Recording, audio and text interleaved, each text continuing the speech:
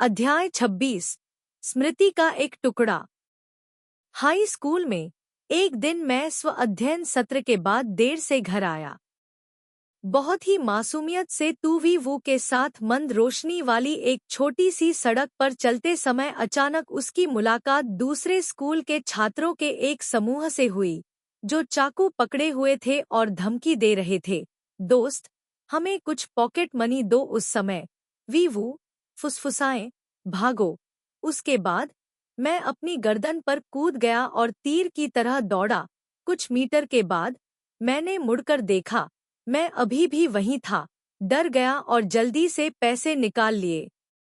मैंने सड़क पर होने वाली डकैतियों के बारे में पहले भी सुना है, लेकिन यह पहली बार है जब मैंने उनका सामना किया है। टू ने मुझे वहां अचंभे में खड़ा देखा, इसलिए वह पीछे मुड़ा, मेरा हाथ पकड़ लिया और मुझे दूर खींच लिया पीछे से। तुम लड़के, यह बच्चा बहुत बहादुर है, वह आगे पीछे दौड़ने की हिम्मत करता है। मैं वास्तव में हंसना चाहता था, लेकिन उस स्थिति में मैं हंस नहीं सका। बाकी लोगों ने कुछ देर तक मेरा पीछा किया, जब तक कि वे मुख्य सड़क पर आ गया।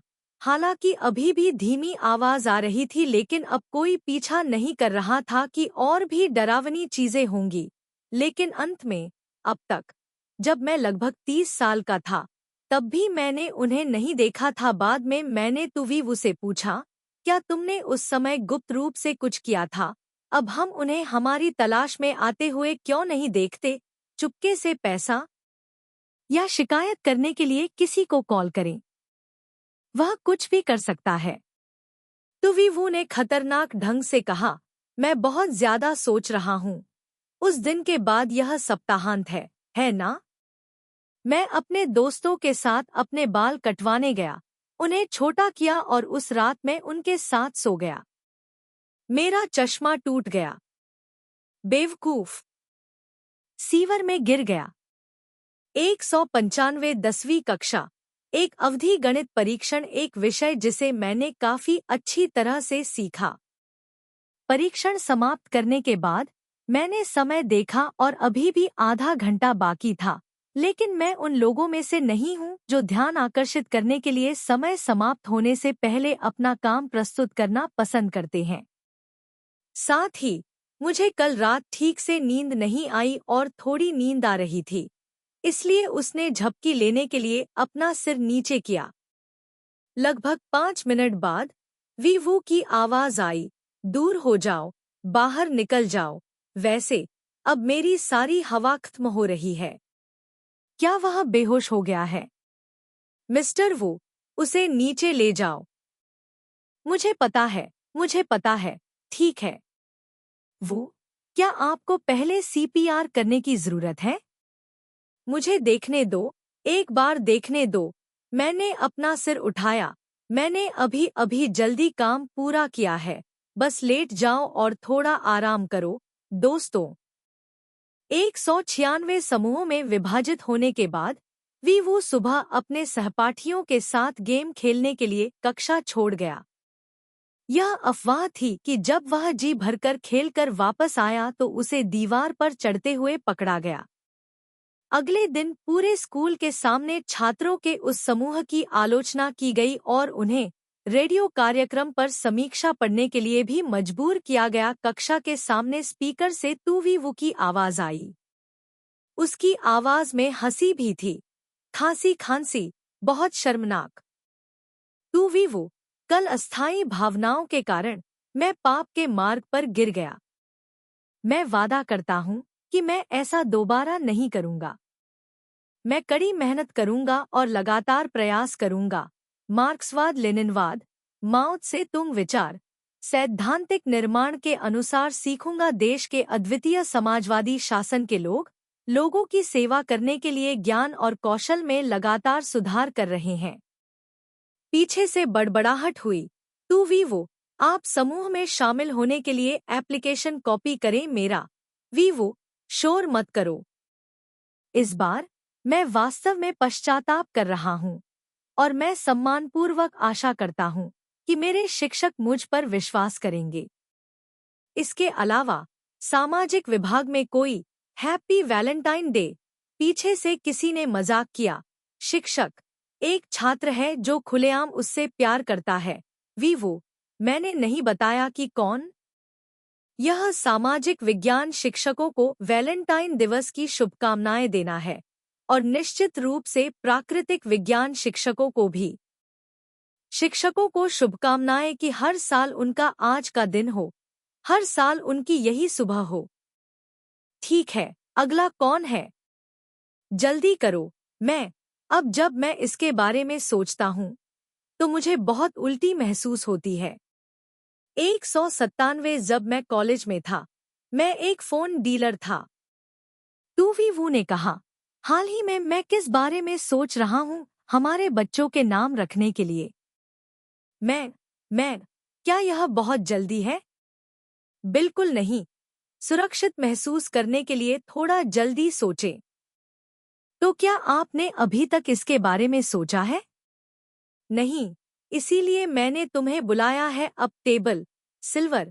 फिर उसने बहुत गंभीरता से कहा, पहले तुम्हें अपना अंतिम नाम चुनना होगा। थानखे, क्या तुम मुझसे शादी करोगी या मैं अपने पति के साथ रहूंगी? वो अचानक चिल्लाया, आई लव यू। और उसने बिस्तर पर जाने से पहले कॉमरेड वीवू के दिल में एक मनोवैज्ञानिक भूत छोड़ दिया। उसने मुझसे कहा, मुझे गले लगाओ, मुझे यातना दो, मुझे अपनी यादें भूल जाने दो, यह भयानक है। आपने कहा कि आप उपन्यास नहीं पढ़ते? जिस दिन मैं अपनी दादी के घर गया, मैंने उनके साथ 2 आइडल एपिसोड देखे। मूर्ति नाटकों की विनाशकारी शक्ति इतनी मजबूत है। मैंने पूछा, क्या आप वास्तव में प्रताड़ित होना चाहते हैं? हाँ, यहाँ आओ। क्या मुझे चाबुक मिल सकता है? या फिर झाड़ू? या आपको चिकन पंख वाले झाड़ू पसंद है? अध्याय 27। जब मेरी माँ ने फोन किया तो मैं फोन नहीं उठा सका, इसलिए मुझे बाद में फोन करना पड़ा। हेलो माँ, क्या आपने अभी मुझे फोन किया? माँ, हाँ। क्या गलत है? माँ, कुछ नहीं। ओह माँ, क्या कुछ गलत है? मेरे साथ भी कुछ गलत नहीं है। और इसलिए उन दोनों ने फोन काट दिया। 200 नए साल से पहले सामान्य सफाई। माँ, सास और दोनों मेरे चाचा सभी मदद के लिए आए। टूवीवू ने भी अपनी आंखों और नाक को अंधेरा कर लिया, उत्साह से काम करते हुए। मैंने अचानक अपनी माँ की आवाज सुनी, सावधान रहो। थान हुआ लाल चीनी मिट्टी के एक सेट की सफाई कर रहा है, जो एक सड़क विक्रेता से खरीदा गया था। महंगा नहीं है लेकिन बहुत सुंदर दिखता है, और बहुत बड़ा भी। बड़े गोल फूलदान को धीरे धीरे गिरते हुए देखकर मुझे लगा कि यह टूवीवू है जिसे पकड़ लिया जाएगा। कुछ बिजली की गति। अप्रत्याशित रूप से उसने इसे टाल दिया। उसके दोनों पैर, एक आगे और एक पीछे, आधे मोड़ में फैले हुए थे, हवा में आधे लहरा रहे थे। फूलदान जमीन पर बिखर गया, और वह बहुत स्वाभाविक रूप से मलबे की ओर अपनी पीठ के साथ खड़ा था। चारों वयस्कों ने आश्चर्य से उस बेवकूफ को देखा। मैं भी काफी देर बाद हंस पड़ी, फिर मेरे चाचा और सास भी हंस पड़े। उसका चेहरा अंतिम संस्कार जैसा है। आम तौर पर जो लोग सैन्य प्रशिक्षण के लिए जाते हैं, वे देवदूत होते हैं। टूटा हुआ पंख। 201 नववर्ष की शुभकामनाएं। उस दिन मैं एक दूर के रिश्तेदार के घर जा रहा था जहां मैं बहुत कम जाता था। मेरे माता पिता और छोटा भाई पहले गए, जहां से वीवू और मैं आगे गए। इसलिए जब हम पहुंचे तो जैसे ही मेरे छोटे भाई ने मुझे देखा, सभी लोग पहले से ही इकट्ठे थे, वह घबरा गया। टेंजेरीन ने हाथ हिलाया, दीदी, यहाँ पर। वीवू ने मेरे माता पिता का अनुसरण किया और फिर अपने छोटे भाई की ओर मुड़ा। क्या वह ऐसा लग रहा है जैसे वह आज मजा कर रहा है?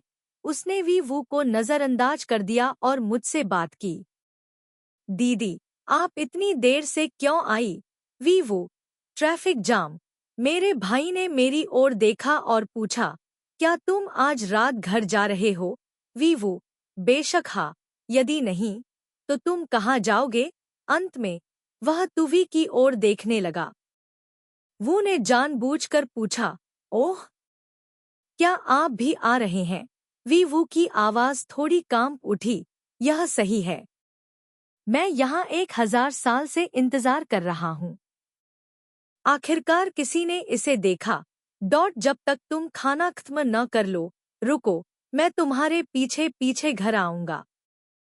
छोटा भाई इतना गुस्से में था कि उसका चेहरा लाल हो गया, लेकिन घर के मालिक सहित आसपास के सभी रिश्तेदार किसी को घूर रहे थे। वो भी मुस्कुराया और कहा, जिया ने उसे थोड़ा डरा दिया। हर कोई हंसा, यहाँ तक कि वह व्यक्ति भी जो हमेशा इतना गंभीर रहता था। नए साल में उसने 1000 जीते। मित्र ए, थान खे बेहद भाग्यशाली है। मित्र बी, इस वर्ष की हार भयानक थी, दुर्भाग्य। लेकिन अब तक हमने थान खे को कभी कुछ कहते नहीं देखा जब हम उन्हें ताश खेलने के लिए आमंत्रित करते थे। आप किससे लड़ रहे हैं? यहाँ तक कि 1000 से अधिक डोंग भी जीते। मैं, तू वी वू। दोस्त से बी, लानत है, मुझे समझाने की जरूरत है। आपने मुझे कुछ नहीं दिया। यह मूल रूप से आपकी बुरी किस्मत के कारण है। प्रदर्शन। छोटा भाई बालकनी पर खड़ा था। वो नीचे था। छोटा भाई चिल्लाया, आग जलाओ। वो, टेढ़ी को जलाओ। पहले अपनी पत्नी को बुलाओ, बहुत ठंड है। आप लोग खेलें। छोटा भाई, मेरी बहन ठंड से डरती है और बाहर जाना पसंद नहीं करती। कृपया जल्दी करो। तुम किस बारे में रो रहे हो? वो, बहुत अच्छा कहा। अगर तुम अच्छे हो तो नीचे आओ। छोटा भाई, नीचे उतरो, नीचे उतरो। फिर वह नीचे की ओर भागा। घर। मैंने आधे दिन तक इंतजार किया, लेकिन खिड़की के बाहर कोई रोशनी नहीं दिखी। मुझे डर था कि नीचे दोनों लोग लड़ेंगे, इसलिए मैंने दरवाजा खोल दिया। अचानक एक छोटी सी आवाज सुनाई दी और फिर आकाश रंगीन आतिशबाजी से भर गया। नीचे किसी ने जोर से कहा, नया साल मुबारक हो। पत्नी, नया साल मुबारक हो। बहन, नोवो एनोफेलिस। बहन, क्या तुम पक्षियों की भाषा बोलती हो? हाँ, मैं पक्षियों की भाषा बोलता हूँ। यही मेरे दोस्त ने मुझे सिखाया है। तुम्हारा दोस्त किस देश से है? इतालवी। उस आदमी ने मुझे धोखा दिया, ठीक है। अंतिम शब्द पुस्तक। मैंने मृत फूलों की पंखुड़ियां उठाईं। दरअसल मैंने मूल रूप से यह निबंध केवल जीवन की मीठी कहानियों को दर्ज करने के उद्देश्य से लिखा था, ताकि जब मैं बूढ़ा हो जाऊं तो मेरे पास याद रखने के लिए कुछ हो। लेकिन मैंने इसकी उम्मीद नहीं की थी। संस्करण प्रकाशित होने का मौका है, क्योंकि आखिरकार यह एक व्यक्तिगत आत्मकथा वाला उपन्यास है। कई पाठक कहते हैं कि इसे पढ़ने के बाद वे बहुत गर्मजोशी और खुशी महसूस करते हैं। अगर इसे प्रकाशित किया जाए तो इसे और अधिक लोग पढ़ सकते हैं। इतना ही नहीं, इसे पढ़ने के बाद वे अपना मुंह भी खोल सकते हैं और मुस्कुरा सकते हैं। यह सच है। उल्लेख करने लायक कुछ। इसलिए जब संपादक ने पुस्तक प्रकाशित करने का जिक्र किया तो मैं थोड़ा भावुक हो गया। प्रकाशित पुस्तक के शीर्षक ऑल इन लव के बारे में जब मैंने किसी से उनकी राय पूछी तो उन्होंने भी खुशी जताई। आखिरकार स्वीकार कर लिया। ऐसी भावुक स्वीकारोक्ति प्राप्त करने के लिए मुझे पसीना आ रहा था। जब मैंने अपने छोटे भाई से पूछा तो उसने पहली बात यह कही, अगर तुम ऐसा करते रहे तो मैं बहुत शर्मिंदा हूँ। फिर यह याद दिलाना न भूलें, मुझे रॉयल्टी का आधा हिस्सा देना याद रखें।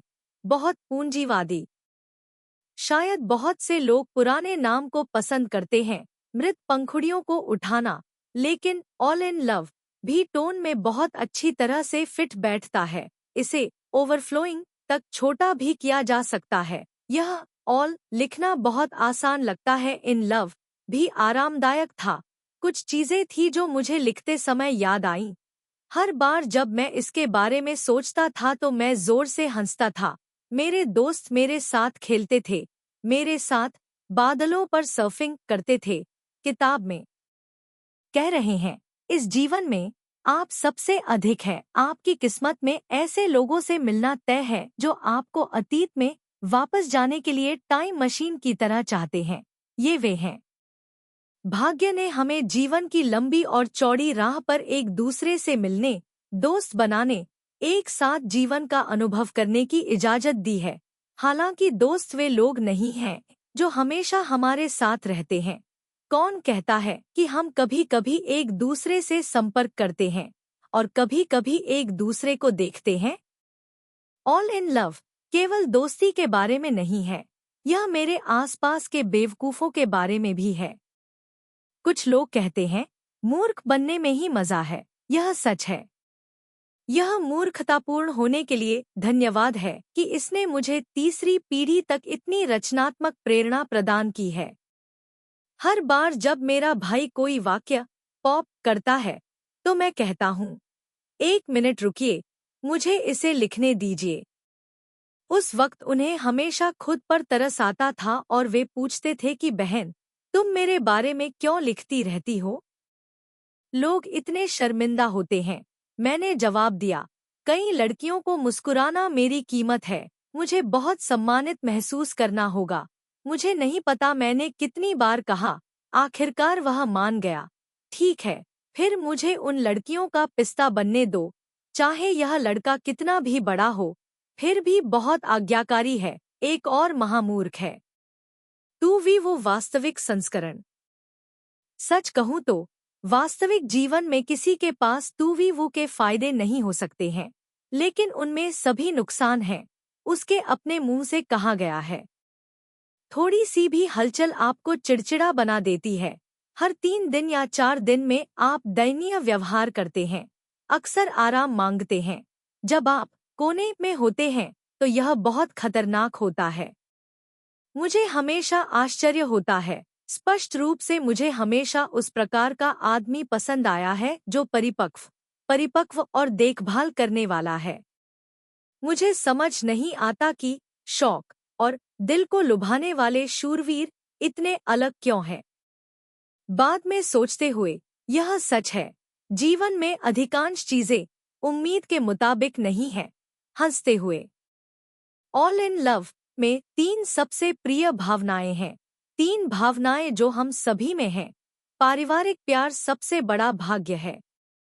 भगवान द्वारा दोस्ती एक ऐसा समय है जिस पर आप हमेशा लौटना चाहते हैं। प्यार एक आजीवन प्रतिज्ञा है। मैंने उन 3 भावनाओं को ऑल इन लव में दर्ज किया है। यह कहना असंभव है कि यह मेरी लिखी सबसे सुखद और हल्की किताब है। यदि आप इस किताब को पढ़ रहे हैं और मुस्कुरा रहे हैं, तो मुझे सबसे अच्छा, सबसे अद्भुत उपहार मिला है, वापसी उपहार। दरअसल ऑल इन लव सिर्फ एक पिस्ता है। समाप्त।